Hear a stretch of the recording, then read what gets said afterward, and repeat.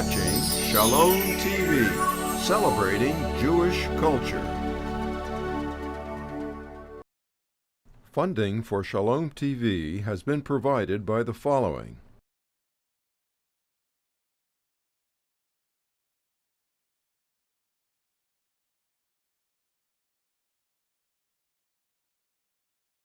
And by viewers like you. Jewish Education in Media is pleased to present Chayim, a program that highlights the people, issues, and events of importance to the Jewish community. Now here is your host, Rabbi Mark Golub. In a recent talk with American Jewry, seen here on Shalom TV, Natan Sharansky, who heads the Jewish Agency in Israel, said that the real occupied territories today are a number of American college campuses, where there are those students and faculty who actively, vocally attack the legitimacy of the State of Israel. That is why on Shalom TV we repeatedly address the BDS movement, seek to educate the many, many viewers who watch Shalom TV about the insidious attempts to restrict pro-Israel speech on certain college campuses, and why we shine a light on the BDS movement, a movement of boycotts, divestment, and sanctions against Israel, and why we shine a light on any who would engage in subtle attempts to challenge Israel's right to exist as a Jewish state in the Middle East. It's one of our foremost goals. And there are other groups and organizations also engaged in Israel education and fighting against the delegitimization of Israel. And one of the best is the David Project, which seeks to shape campus opinion regarding Israel through its own efforts of educating and training and empowering student leaders to be thoughtful and persuasive advocates for the State of Israel. And I'm extremely pleased to be able to present to you now the dynamic executive director of the David Project, David Bernstein. David, thank you so much for joining us. Great to be here. Thanks, Mark. I want to get right to something that many people may find controversial, David. Mm-hmm. And it's so interesting to me, the position you take. There was a conference earlier this year at the University of Pennsylvania, again, that came out of the BDS movement. And you wrote a fascinating and somewhat courageous piece, an op-ed piece, that while some pro-activists were claiming victory at that conference, this is what you wrote. I want to put it up on the screen for our viewers to see. You wrote, "It was a great example," it meaning the attempt of the pro-Israel community. It was a great example of snatching defeat from the jaws of victory.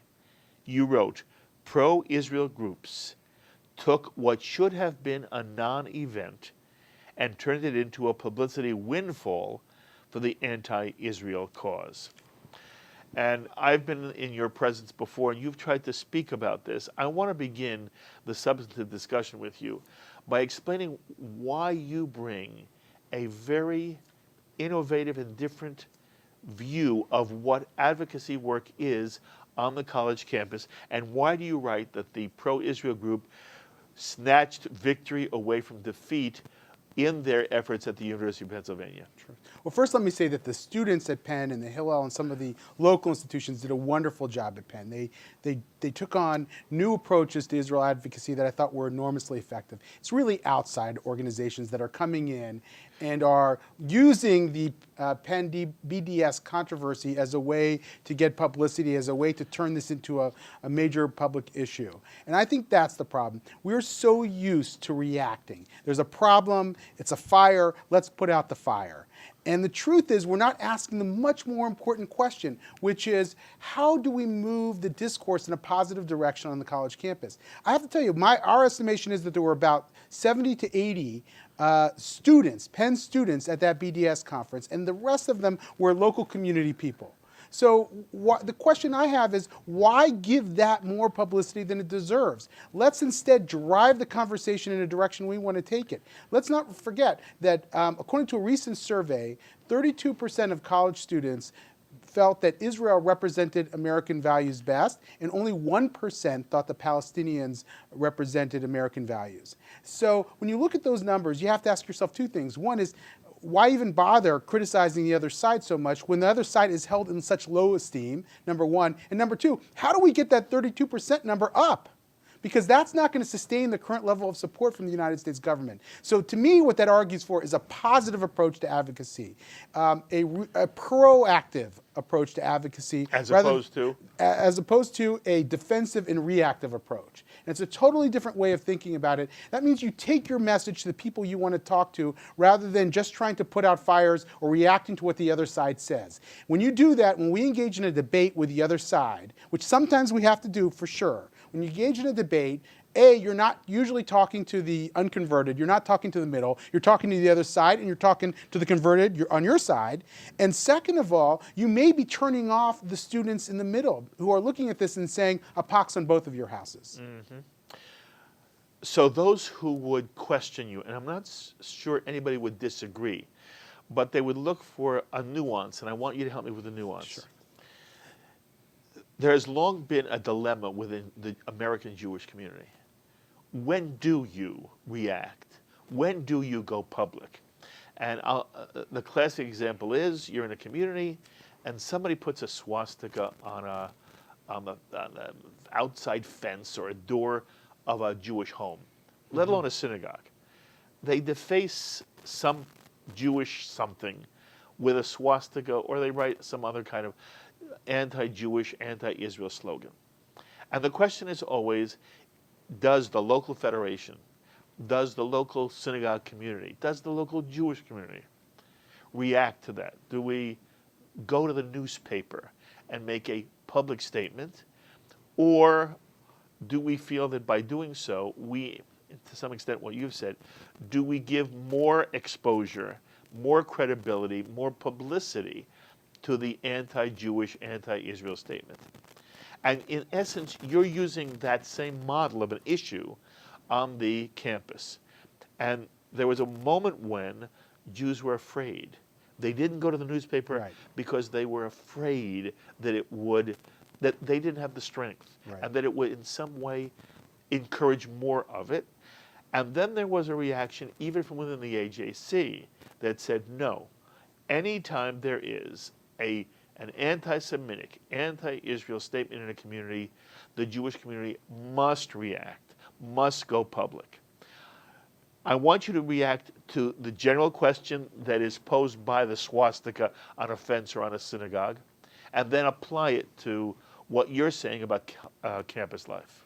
Sure. Well, on the general principle, many of us who have done community relations and advocacy work, I've done it my entire life, have been schooled in this philosophy that was first articulated by Louis Brandeis, which was sunlight is the best disinfectant. And as I've thought about this and as I've engaged in these issues, I'm starting to believe that in some cases, and it's hard to know when, sunlight can be the best spotlight. What you really mean, it's counterproductive. It's counterproductive. It's a nutrient, in a way, to the anti-Israel cause. And we have to be politically mature enough. We're not afraid anymore. In fact, we're very confident. The vast majority of pro-Israel students on campus are not afraid anymore. They're very confident. So that asks another question, another set of questions. What do we do that's going to actually serve our interests?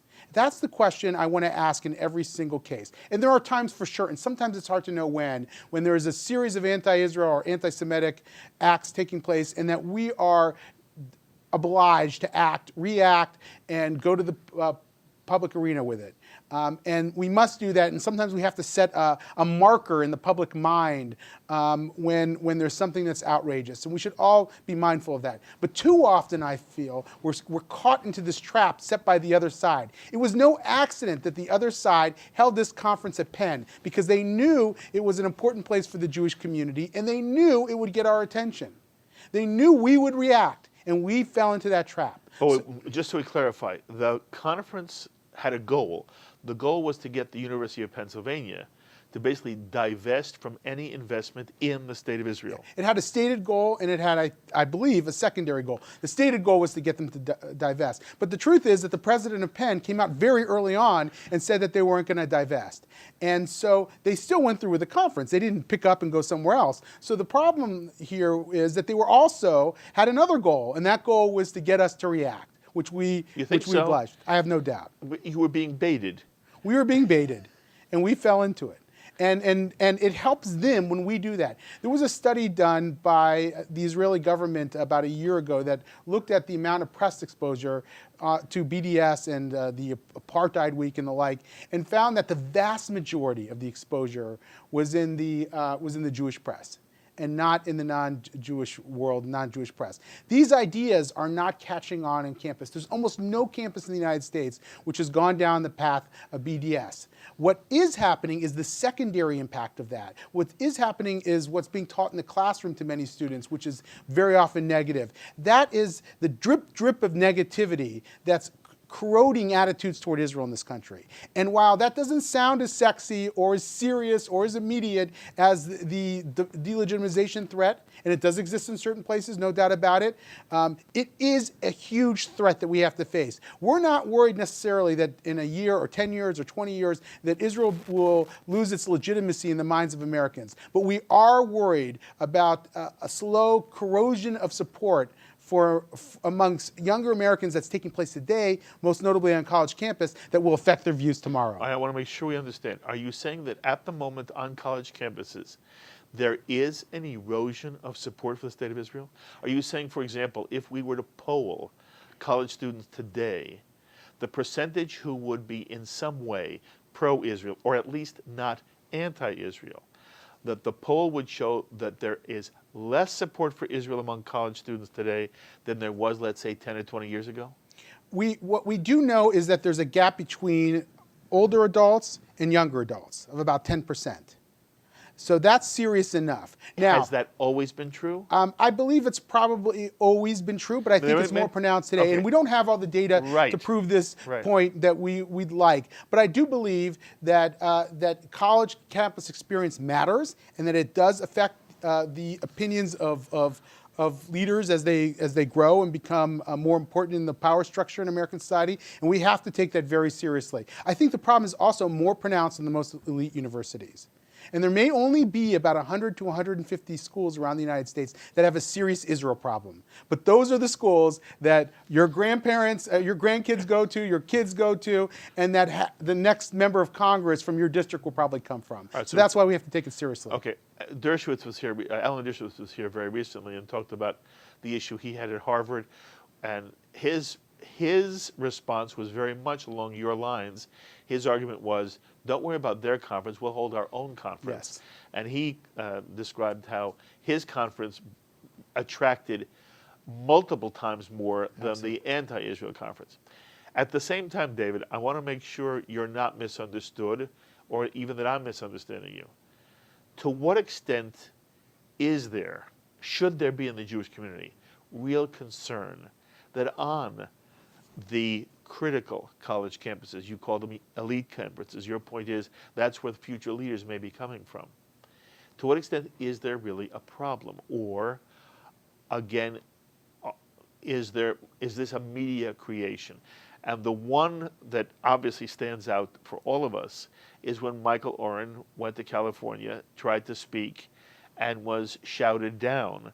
And the question is, to what extent are the stories we hear true, where students who are Jewish on campus feel in some way cowed and will not speak out in class or in college group settings because they feel that there is such an overwhelmingly anti-Israel bias within the liberal Jewish, within the liberal college campus today? Sure. I believe that the fundamental problem, and there is a fundamental problem, is not hostility but negativity. Sure, we can point to all kinds of examples of hostility, including that disruption of the ambassador's speech at UC Irvine. But a much bigger problem happened when one elite university, which will I'll go unnamed. The student Democrats at that school sent a letter to the Students for Israel saying, we are no longer going to co-sponsor events with you because there's too much division in our own ranks on Israel and Palestine. And that shows you that some of these attitudes, some of these negative attitudes that are being picked up by elite college students or students at elite universities are affecting their attitudes toward Israel and may have long-term impact. I think that's much more impactful than what happened at UC Irvine. The truth is that the students that disrupted the event at UC Irvine probably turned off the vast majority of their own campus community.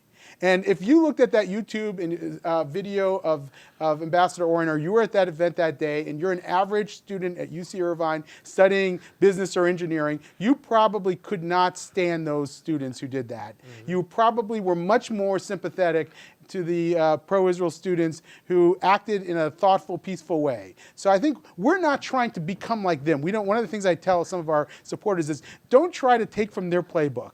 Their playbook may work for them when they're at 1% or 10% of popularity rating, but we have a lot to lose and we have a lot to gain. So we can't be thought of like them. We can't be disruptive. We have to be thoughtful and positive.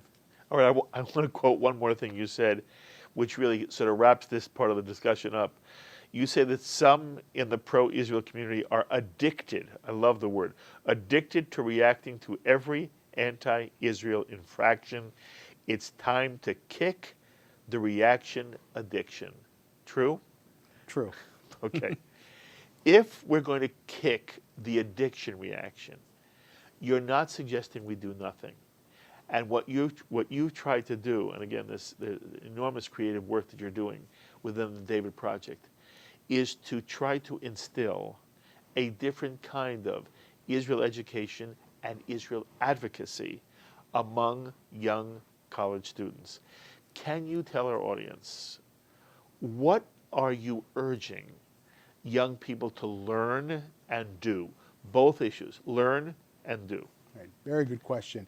We are, first of all, trying to get students to do what we're calling relational advocacy. Relational advocacy. Right. That is that we want them to figure out who on their campus are the opinion leaders, who's helping shape the discourse on campus. And most of the time you can talk to and point to students, but sometimes it might be faculty, sometimes administrators and others. Help us figure out who are the opinion leaders, and then go out, reach out to them, get to know them, create joint programs with them, and move the discussion in a positive direction with that individual group. And every group is different. The dynamics of every group is different. You're going to talk to the student Democrats and the student Republicans probably in a different way. If there's a strong Indian community on campus, you may do certain types of activities with them that you wouldn't do with the African American student union. For example? With the 64 years of Indian-Israel relations, you could celebrate economic ties. You could celebrate cultural ties.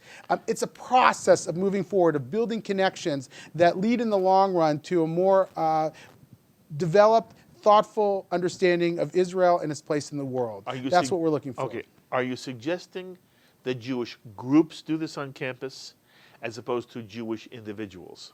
We're suggesting both, and sometimes it helps to try to find Jews who are already involved in these groups, who have kind of an organic connection to the group. So if you're trying to, for example, to influence and get to know the gay rights community on campus, it helps if there are students who are involved in those causes already, who are in the trenches, who come and say, you know, I care about Israel as well, and I believe that Israel is one of the most fair and thoughtful and free countries for gay and lesbian rights in the entire world, so I'm going to work with you in that cause. And that's the best possible way, because they have more credibility than somebody coming right out of the Hillel house. Okay. It sounds hard. Am I wrong? Is it hard? Because what you're really saying is, I'm a college student, I'm 18, 19, 20 years old. I care about Israel. I see groups that don't care about Israel. What you're really saying to me is, figure out a way to sort of become friends with them. And in informal dialogue, at coffee houses, at whatever social events we are, as well as whatever the organized events are of that group, you just become a person who at times is able to say, no, I don't think what you've just said about Israel is right, and let me tell you why it's not right. I think that it is a challenge. I have to say we shouldn't underestimate the passion of young Jews who have spent anywhere from 10 days to a year in Israel. They come back, they're raring to go. This has been done brilliantly. Yes. At Penn, for example, when you had that BDS conference, that same weekend, there were about 40 Shabbat dinners that were held on campus that weekend with non-Jewish opinion leaders on campus. That's an amazing example of the kind of conversations you can have and how you can move the conversation forward. Part of it is that students have to learn the art of diplomacy. Tal Becker at the Hartman Institute talks about value-based diplomacy, talking about yourself and what motivates you to care before you try to convince somebody else to care. When you engage in that way and engage thoughtfully and you learn the art of relationship building, you can be enormously effective. So what we do is we train students to do this. We do a kind of a relationship building speed dating where we have different people representing different views around tables, and students come and they talk, and then they move on to the next table. Sure, you have to know something about Israel. You have to know something about the conflict as well. You have to be able to talk about Israel in a thoughtful, sophisticated, nuanced way in order to appeal to the worldview of the person you're talking to. It's not easy, but it can be taught. It is taught, and I think that students who do it are very happy with the results. Does the David Project concentrate on process alone, or is there also an attempt to deal with the content of the objections and the responses to the objections that you'd like your students to represent? Sure. We're moving away from the simple messaging techniques that we once taught our students. This is how you answer this question. First of all, if students were going on CNN or Shalom TV and had 30 seconds to articulate a response, we'd have to teach them and emphasize the messaging techniques of how to do that effectively. Because they only have 30 seconds, and somebody else on the other side who may be debating them also has their 30 seconds. And so you want to make sure you can put your best foot forward. There's no CNN on campus. What there are coffee houses. There are ways that people can engage one-on-one or in groups or in the dorm room and the like. So what we believe we have to do most of all is help students with conversation ideas and give them the in-depth background on the issues and allow them to express within a certain range of perspectives, let's say within the 30 to 30 yard line within the Jewish community, their views on Israel. In some cases, a student who's willing to express some criticism of Israeli policy is going to be more effective in making the case for Israel than one who won't. And in other cases, one who's foursquare behind Israel and the Israeli government may be the most effective interlocutor in that situation. So we want there to be a certain amount of diversity. We think a certain amount of diversity of views is healthy and actually helps with the case for Israel on college campus. Okay. But does that mean you care less about content and you're really process? The process is key, but content is key as well, because you're not going to be effective in talking to anybody if you don't have the content. We just want you to be able to converse in a thoughtful, sophisticated way about it. Okay, so what does the David Project do to help instill content among college students? We go through a series of educational programs. We start in high school. We have a curriculum in about 130 Jewish day schools around the United States, which teaches an in-depth view of Israel and its place in the Middle East and the world. We help students to zoom out a little bit, not to view Israel by itself with the Palestinians. There's obviously a much larger Middle East in which Israel fits. And to understand that larger context is to understand the larger Arab-Israel conflict and the sense of threat that Israelis face. But we also help them zoom in, because Israel is a country with a unique dynamic, and there is a Palestinian-Israel conflict as well that has to be understood. So we're trying to get them to do both, and we teach them both. We have open conversations. We just are about ready to roll out a primer on settlements. We don't tell students what to think about settlements, but we want them to understand the political implications of each different type of settlements, whether it's a settlement block or whether it's an Ariel or whether it's a so-called settlement in Jerusalem or whether it's in the Jordan Valley. We want them to understand the complexity of the issue of settlements and come to their own view. Okay, are you saying, though, that the David Project has no stand itself on the appropriateness or the legality of settlements? We do not. We do not. But I will say this, that there are a range of perspectives on our staff. There's a range of perspectives among our lay leadership on this issue. And we want there to be a range of perspectives among our students on this. That's the best possible way we're going to make the case for Israel. But I would also say that, that it's possible. And one thing that we try to we're not value neutral on these questions. One thing we try to get students to understand is it's possible to have criticisms of Israel and its activity in the peace process and the like, and still believe that it's absolutely crucial for us to show support for this country. There happens to be a camp, a movement to delegitimize Israel on the global scene. It is trying to turn Israel into an international pariah. And whether we have concerns about Israeli policies or not, doesn't let us off the hook there. We have to find ways of making the case for Israel and providing a counterbalance to that scourge of hostility that exists everywhere else in the world. I can't say that we don't take any approach because we operate within the consensus camp of the pro-Israel community. We're operating within a certain ideological range within the Jewish community.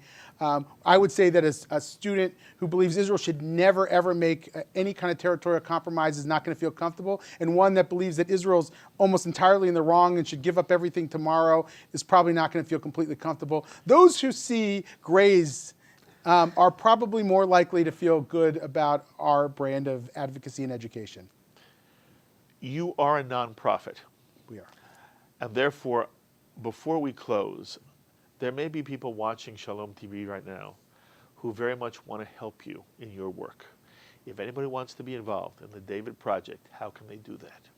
Well, first of all, obviously, financial support is always wonderful. We're also trying to educate the current high school juniors and seniors and their parents about the situation on college campus. We call these Are You Ready sessions. And we're looking for people who will host these Are You Ready sessions so we can identify the kids who are most likely going to be active in college while they're still in high school. So parents and kids who are interested, we would be a great address for that. How would they be in touch with you? Please go to our website, www.thedavidproject.org. David Bernstein, you do extraordinary work, and you're one of the real lovely people who help guide where Jewish life is going.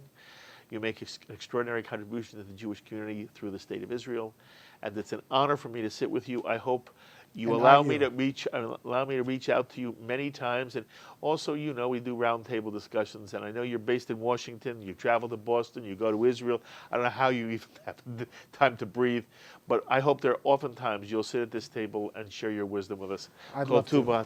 Thank you, David. Thank you. And those were the thoughts of David Bernstein, Executive Director of the David Project. And of course, as always, I invite you to comment on the ideas expressed on this edition of L'Chaim. Please email me, write me, post on our Facebook wall, tweet me. I look forward to hearing from you. Until the next time, I'm Mark Golub. L'Chaim, my friends, to life.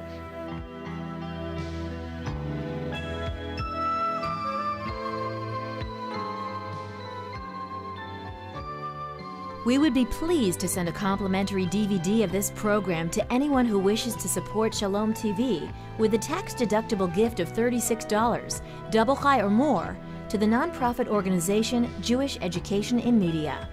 Simply visit the Shalom TV website homepage and click on the Donate button to make a donation by PayPal or your credit card.